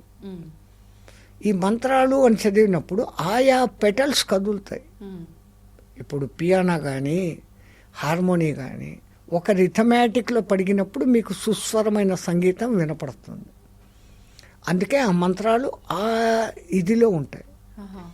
అప్పుడు ఆ విధంగా చదివినప్పుడు ఆ వైబ్రేషన్స్ అనేది వస్తాయి. ఆ వైబ్రేషన్స్ కళ్ళకు కనపడవు, అవి స్ప్రెడ్ అయ్యి ముందుకు పోతాయి. అవి ఎక్కడికి టచ్ కావాలనో అక్కడ టచ్ అవుతాయి. వీళ్ళు నా జీర్ణాశయంలో ఇప్పుడు నేను పీల్చుకున్న గాలి నాకు అవసరమైనంత ఆహారంగా అగుగాక అనే ఒక సంకల్పం, అదే థాట్. ఏది కూడా భావన ముందు ముఖ్యం. అందుకే అమ్మవారి పేరు భావనాగమ్య. బయట ఎక్కడా వెతికితే లేదురానైనా నీ లోపలనే ఉంది. బాహ్యముఖ సుదుర్లభ అంతర్ముఖ సమారాధ్య అనేది ఇందుకు, ఈ వెనకల కారణాలు ఇవి. నీ లోపలికి నువ్వు వెతుక్కుంటే అనంతమైన ప్రపంచం ఉంది, అనంతమైన గెలాక్సీలు అన్నీ ఇక్కడనే ఉన్నాయి. నువ్వు చూడగలిగిన దృష్టితో చూస్తే లోపలికి పోయే కొద్ది ఏ విధానంలో ఏ సాధన ఎట్లా చేస్తే అది అట్లా నీకు ఫలితం ఇస్తుంది. ఉండాల్సిందే నీకు అక్కడ టోటల్ ట్రస్ట్. గాలి పీల్చుకుంటే ఆహారం అవుతుందా అనే డౌట్గా చేస్తే ఏమి లేదు. సంశయాత్మ వినశ్యతి అని భగవానుడు కృష్ణ భగవానుడు భగవద్గీతలో చెప్పేసినాడు. అనుమానం పెనుభూతం. అవుతుందా కాదా, ఏమో అయిపోయింది. ఈ డౌట్, అనుమానం అనేది లోపల దూరితే దానంత భయంకరమైంది ఇంకోటి లేదు. ఎక్కడో ఒక చోట ఒక పెద్ద కోటీశ్వరుని కొడుకున్నాడంట. ఆడొక దినము నిలువుట అద్దం, వాళ్ళ ఇంట్లో పెద్ద పెద్ద అద్దాలు, ఆ నిలబడి షోక్గా డ్రెస్ వేసుకున్నాడు. ఇట్లా చూసుకుంటున్నాడు, అట్లా చూసుకుంటున్నాడు, రుద్దుకుంటున్నాడు. నీళ్లు దప్పికైంది. సర్వెంట్ని కేకేశాడు, నీళ్లు తెచ్చాడు. ఆ నీళ్లు కూడా స్టైల్గా అద్దంలో ఇట్లా ఎత్తి తాగితే ఎట్లుంటుంది చూసుకుంటా అని ఇట్లా అద్దంలో చూసుకుంటా తాగుతాడు. వీడికి వెనకల గోడ మీద ఒక బల్లి ఉంది. ఆ బల్లి జారింది. వీడికి అద్దంలో ఎట్లా కనపడుతోంది, ఆ బల్లి తన నోట్లో పడింది అనుకున్నాడు. తాగుతున్నప్పుడు అక్కడ వెనకల బల్లి పడింది, అది పరిగెత్తిపోయింది. తో ఇసుకోకేసలేదు. వీడికేం కనపడుతుంది, అద్దంలో ఇట్లా తాగుతున్నాడు. ఆడ అది పడింది, ఈడి ఇట్లా ఈ నీటి ధారతో పట్టి తన నోట్లో పడింది అనుకున్నాడు. 10 రోజులు అయిపోయింది, డౌన్ అయిపోతాడు మనిషి.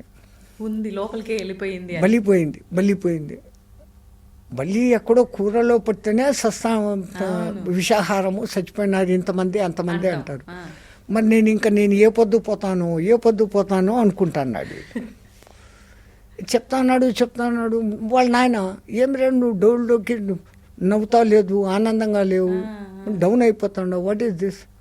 నేను బల్లిని మింగేస్తున్నాను. ఆయన పెద్ద పెద్ద డాక్టర్లను పిలిపించి ఆ వామిటింగ్స్ అది ఇది ఏమేమో చేస్తున్నారు. మింగింటే కదా నిజంగా బయటకు వచ్చేకి రాలే. ఆఖరికి ఆ కోటీశ్వరుడు నా కొడుకును బాగు చేస్తే నా ఆస్తిలో సగం రాసిస్తాను అన్నాడు. అప్పుడు ఒక ఆయన వచ్చి మానసిక వైద్యుడు, అసలు ఏం నాయనా ఏ రోజు మింగినా? ఈ పొద్దుకు 15 రోజులు అయింది. అడిగి కూడా పోయి ఉంటుంది కదా. లేదు, బల్లి విషయం, నేను చచ్చిపోతాను. ఆ బల్లి ఎట్లుంది? చిన్నదండి, ఇంతే ఉంది. ఏ రంగులో ఉంది? ఎర్రగా ఉంది. అని తోక పొడుగ్గా ఉందా పొట్టిగా ఉంది? తోక లేదండి, తోక తెగిపోయింది. తోక మళ్ళీ పెరుగుతుంది బల్లికి. తెగిపోయిన తోక బల్లి అది.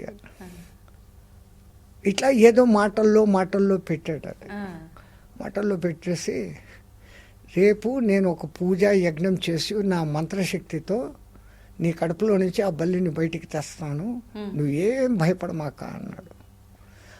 అబ్బా అనుకున్నాడు. వీడొక్కడే నమ్మాడు నేను బల్లిని మింగినానంటే. ఎవడు చెప్పినా నమ్మడం లేదు. ఎక్స్రేలు తీసినాం రా, బల్లి లేదురా లోపల అని ఎక్స్రేలు చెప్తాండారు, ఎవరు ఏమేమో చెప్తాండారు. ఈడు మట్టుకు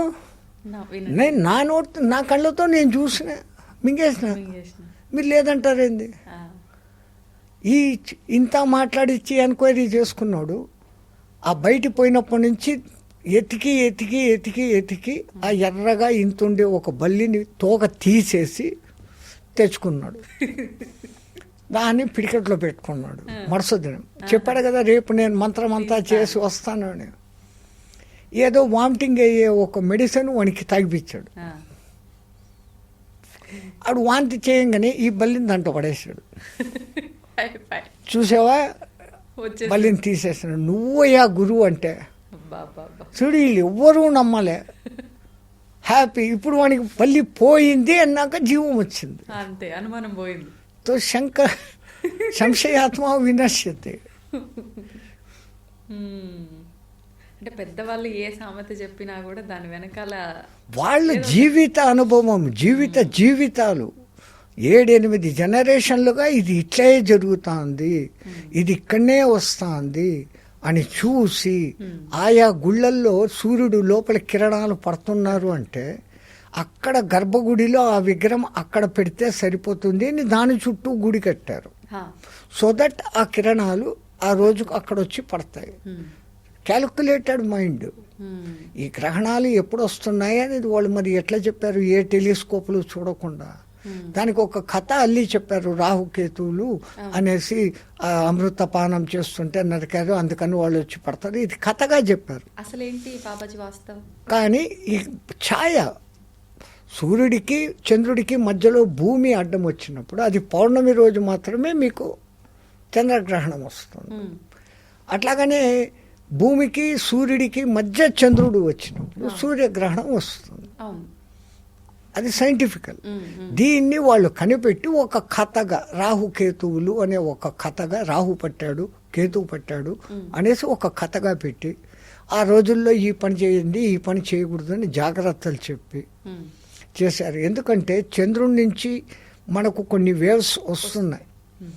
ఆటుపోట్లు, సముద్రపు ఆటుపోట్లు కారణం చంద్రుడే. అది కనిపెట్టే మన పూర్వీకులు మానసో చంద్రోజాయత, మనస్సు చంద్రుడికి ప్రభావం చూపిస్తుంది. ఈ హత్యలు మానభంగాలు చేస్తున్న నేరస్తుల హిస్టరీ చూస్తే ఆ నేరాలు జరిగిన డేట్స్ ఎక్కువగా పౌర్ణమి, అమావాస్య. పౌర్ణమికి ఒక రోజు ముందు, పౌర్ణమి తర్వాత 3 రోజులు, అమావాస్యకి ముందు, అమావాస్యకి ఉస్కే బాద్ కా దిన్ తర్వాతి రోజు. అంటే అటు 3 ఇటు 3 రోజులు ఆహా. నేరాలు ఘోరాలు అన్నీ, దొంగతనాలు, మానభంగాలు, హత్యలు అన్నీ కొన్ని వేల మంది ఆ దొంగల చరిత్ర అంతా అసలు ఏ రోజు జరిగింది అని క్యాలిక్యులేట్ చేసి చూస్తే ఈ 3 రోజుల్లో. సో చంద్రుడు ప్రభావం చూపిస్తున్నాడు అనేదానికి ఇది ఒక తార్కాణం. ఓ. అట్లాగనే సూర్యుడి నుంచి మీకు అది బ్లాక్ స్పాట్స్ అనేసి సూర్యుడిలో ఉన్నప్పుడు 11 ఏళ్లకు ఒక్కసారి మన కమ్యూనికేషన్లన్నీ దెబ్బతింటాయి. 150 కోట్ల కిలోమీటర్ 15 కోట్ల కిలోమీటర్ల దూరంలో ఉన్న సూర్యుడు ఉమ్. ఆయన వేడి మనకి ఈ కరెక్ట్ పర్టికులర్ ఏరియాలో మనం ఉండబట్టి మనకి ఇది జరుగుతుంది. అవును. సో అది ప్రభావం ఉన్నట్లా లేనట్లా ఖచ్చితంగా. ఆయన నుంచి వస్తున్న కిరణాలే చంద్రుని మీద పడి రిఫ్లెక్ట్ అయ్యి ఉమ్. రాత్రిపూట ఔషధాలకు మొక్కలకు శక్తిని ఇస్తాండి. అవును. ఇప్పుడు ఆ ప్రభావితం మన పైన ఏ విధంగా అయినా చూపిస్తుంది, కానీ ఆ సమయంలోనే మనం ఆహారం తీసుకోకూడదు అని, బయట తిరగకూడదు అని, అంటే మనం బయట తిరగకపోయినంత మాత్రం ఎందుకంటే ఆ 15-20 నిమిషాల టయానికి ముందు నుంచే గ్రహపు ఛాయ అనేది మొదలవుతుంది. పట్టు విడుపు అంటారు. ఆ పట్టు స్నానము విడుపు స్నానము చేయమంటారు. అది ఏమిటో నైటే సామాన్యంగా గ్రహణాలు నైటే వస్తాయి, చంద్రగ్రహణాలు. సూర్యగ్రహణాలు పొగలే వస్తాయి. ఆ పట్టినప్పుడు శరీరం స్నానం చేస్తే యాక్టివ్గా ఉంటాం, నిద్ర పట్టదు. ఆ 3-4 గంటలు నిద్రపోకుండా ఆ తర్వాత విడుపు స్నానము అంటారు. అది చేసినాక మళ్ళీ నిద్ర పట్టదు, తెల్లారిపోతుంది. ఒక్క రాత్రన్నా నువ్వు జాగరణ చేసావు. అప్పుడు పెద్దవాళ్ళు ఏం చెప్తారు, ఆ శ్లోకం చదువు, ఈ మంత్రం చదువు అని ఏదో ఒకటి చెప్తారు. అది చేసుకుంటూ ఉంటాం. ప్యూరిఫికేషన్ అనేది జరుగుతుంది. మన భావనలు మేలుకొని ఉన్నా కానీ, మేలుకొని ఉంటే మనిషి బుద్ధి ఏంటి, ఏదో ఒకటి ఆలోచన చేస్తుంటాడు. Whether it is negative or positive, something అవసరము అనవసరము ఏదో ఒకటి చేస్తుంటాడు. వానికి ఈ పని ఈ భయం పెట్టి నువ్వు అప్పుడు ఈ మంత్రమే చదువు అంటే his concentration is only on that mantra, వాడు he will not get other thoughts. అట్లన్నా వాడిని ఒక్క దినం ఈవిల్ నుంచి రాత్రి మేలుకోబెట్టి పెడతాం. ఎప్పుడూ నిద్రపోవడమే కాదు, ఎప్పుడూ భోంచేయడమే కాదు, అప్పుడప్పుడు ఉపవాసాలు ఉండటము, అప్పుడప్పుడు జాగారం ఉండడము శరీరానికి మంచిది అని వాళ్ళు కనిపెట్టి, మీరు ఈ శివరాత్రులు అది వస్తాయి కదా, మాస శివరాత్రి, ప్రతి నెల ఒక్కరోజు మేలుకో. ఏకాదశిలు 2 వస్తాయి, 2 రోజులు ఉపవాసం ఉండు. నిజంగా వీటిని పాలించిన వాడు ఎంత ఆరోగ్యంగా ఉంటాడు. ఏకాదశి అంతా తినకుండా మరుసదినం 12 గంటలకు అంటే 36 అవర్స్. అదే ఒక Japan scientist 36 hours fasting benefits అనేసి ఒక బుక్ రాస్తే వానికి నోబెల్ బహుమతి వచ్చింది. అది నమ్ముతున్నారు కూడా, అంటే టెక్నాలజీని నమ్ముతున్నారు. శంఖం నుంచి పోస్తే తీర్థం, మనం చెప్తే కాదుగా. వాడు చెప్తే, ఇంగ్లీష్ వాడు చెప్తే ఓకే, మనం చెప్తే లేదు. నేను మీకు ఇంతకు ముందు కూడా చెప్పాను, మన పూర్వీకులు భోజనానంతరం శతపథం గచ్చేయత్ అంటారు. భోజనం చేసినాక 100 అడుగులు నడువురా నాయనా అని. మనం 100 అడుగులు ఏడు నడుస్తున్నాం, తింటాం, కూర్చుంటాం. అదే ఇంగ్లీష్ వాడు వాకే మైల్ ఆఫ్టర్ డిన్నర్ అంటే మటు ఖచ్చితంగా మైల్ దూరం పరిగెత్తాం. అంటే వాళ్ళ మీద ద్వేషంతో కాదు, మన దాన్ని మనం నమ్మకుండా పోతున్నామే. మనకున్నంత విజ్ఞానము ఎక్కడా లేదు. ఏది చేసినా మన దాంట్లోంచి వాళ్ళు కాపీ కొట్టుకొని వచ్చి వాళ్ళు ఈ పొద్దు పెద్ద ఫేమస్ అయిపోతాడు. కనుక్కున్న మాత్రలు మందులు అన్నీ ఎక్కడి నుంచి, మూలికల నుంచే. ముందు మనదంతా మూలిక వైద్యము, ఆయుర్వేద వైద్యము. ఆయుర్వేదము అని దానికి పేరే పెట్టినారు. నీ ఆయుష్ను వృద్ధి చేసుకోవడం ఎలా, వేదం అంటే తెలుసుకోవడం. ఇలా ఉండు, ఇలా చెయ్యి అని చెప్పేది వేదం. ఆయు గురించి చెప్పేది ఆయుర్వేదం. ఎప్పుడొచ్చినా ఈ ఇంగ్లీష్ మంత్రులు, కొయిన మాత్రలు, కొయిన ఆకులు జబ్బు వస్తే ఆ వేడి నీళ్ళలో వాటిని కేవలం కషాయం చేసి తాగేస్తున్నాం, జ్వరాలు పోతూ ఉన్నాయి. ఇప్పుడు దాంట్లో నుంచి మీరు యాస్పిరిన్, డెస్పిరిన్, సిపిరిన్, ఆపిన్, మైసిన్, అన్ని సిన్ను, ఆ మాత్రల పేర్లు కూడా టెట్రామైసిన్, టెర్రామైసిన్, మైసిన్. మా పాపాన్ని మేమే మింగుతాండా అని మింగుతాండాం. బాబాజీ ఇప్పుడు మీరే అన్నారు, అంటే ప్రతి ఒక్కరు, యువత ఒక్కరే కాదు, ప్రతి ఒక్కరు కూడా టెక్నాలజీనే ఎక్కువగా నమ్ముతున్నారు. టెక్నాలజీ ఏదైతే ప్రూవ్ చేసిందో అదే వాస్తవం అనే ధోరణిలోనే వెళ్ళిపోతున్నారు. ఈ టెక్నాలజీకి మూలం ఎక్కడో మీరు పండి, టెక్నాలజీ ఎక్కడి నుంచి మొదలైంది? అంత లోతుగా మేము ఆలోచించట్లేదు. ఇప్పుడు విమానం ఎగురుతుంది, పక్షిని చూశాడు, ఏమో కట్టుకున్నాడు, ఎగిరాడు, నా చేత కాదురా అనుకున్నాడు, దానికి ఒక యంత్రాన్ని చేసి సాధించాడు. అంటే మనిషిలో మళ్ళీ ఈ పట్టుదల ఉంది, అది మన జీన్స్లోనే ఉంది. కనుక్కున్నాడు, అది కనిపెట్టాడు. వేగంగా పోయేదానికి ఎడ్ల బండి కారణంలో ఏదేదో బండ్లు వచ్చాయి, స్టీమ్ ఇంజన్లు వచ్చాయి, ఒకటి కనిపెడితే దాన్ని ఇంకా హయ్యర్గా లెవెల్కు డెవలప్ చేస్తారు. ఆ ఒక్క ప్లేన్ కనిపెట్టిన దగ్గర నుంచి ఇప్పటికి రాకెట్ల వరకు తయారైనాయి. కానీ మానవుడి వికాసానికే వాడు కనిపెడుతున్న ప్రతి ఒక్కటి వినాశనానికి పనికి వస్తాడు. అలెగ్జాండర్ నోబెల్ అనేవాడు వాళ్ళ నాన్న ఇద్దరు రాతి గనులలో పనిచేసేవాళ్ళు. మా నాన్న ఇంత కష్టపడుతున్నాడే, ఈ రాయిని సులభంగా పగలగొట్టే పద్ధతి ఏముంటే బాగుంటుంది అని అప్పుడు చైనీస్ మందుగుండు టపాకాయలు మాత్రమే ఉండేటి. ఆ మందుగుండును ఒక పొటెన్సీకి మార్చి డైనమైట్ అని కనిపెట్టాడు. ఈజీ అయిపోయింది రాళ్ళు పగలగొట్టడం. ఆ ఒక్క డైనమైట్ నుంచి ఇప్పుడు ఆటం బాంబు దాకా తయారైపోయి ఒక్కటి వేస్తే 1000 మంది చచ్చిపోయే స్థితికి అవుతుంది. మంచి కోసం ఏది కనిపెడుతున్నాడో అదంతా వినాశం దిక్కుపోతుంది. దాంట్లో వికాసము ఉంది, వినాశనము ఉంది. మానవుడు ఎప్పుడు వికాసం వైపుకు చూడాలి కానీ వినాశం వైపుకు చూడడం లేదు. మీరు మొట్టమొదట వాడిన మాట స్వార్థము. ఆ స్వార్థము రాజకీయ నాయకులతో మొదలుకొని దేశ నాయకులతో ఉండబట్టి ఇప్పుడు ఇన్ని జరిగిపోతాడు. రాకుండా ఉండాలి అంటే ఆ స్వార్థం, మానవత్వం నీలో వెళ్ళి విరియాలి. నువ్వు మానవుడిగా ఉండేకి ట్రై చేయి, దానవుడిగా ఉండేకి ట్రై చేయకు. మాధవుడిగా ఉండే కాకపోయినా పర్వాలే, కనీసం మానవుడిగా ఉండు. విలువలతో కూడిన దానవుడిగా ఉండమాక. మానవుడు ఎట్లా ఉండాలా ఏమి అనేది వాళ్ళ సొసైటీస్లో కొన్ని నియమాలు పద్ధతులు ఉన్నాయి, అవి పాటించు, ఆటోమేటిక్గా బాగుంటాం. నేను ఒక్కనే బాగు, అందరూ బాగుంటే ఆటోమేటిక్గా నేను బాగుంటానని ఎప్పుడు మానవుడు తెలుసుకుంటాడో సమస్యలు ఉండవు. ఎంతసేపు నేను నాది అంటున్నాడో మనము అనడం లేదు. ఆ మనము అన్న భావన మన సనాతన ధర్మంలో ఉంది. దాన్ని అందరికీ చేరవేయడానికి ప్రయత్నం చేయాలి. అంతే.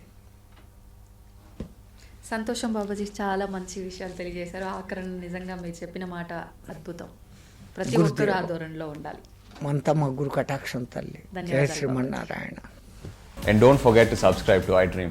And for more videos, please subscribe to iDream. Please subscribe to iDream. Please subscribe iDream. And please subscribe to iDream. For more videos, subscribe to iDream. please like, share and subscribe to the channel. Congratulations, iDream. Subscribe to iDream. Subscribe to iDream.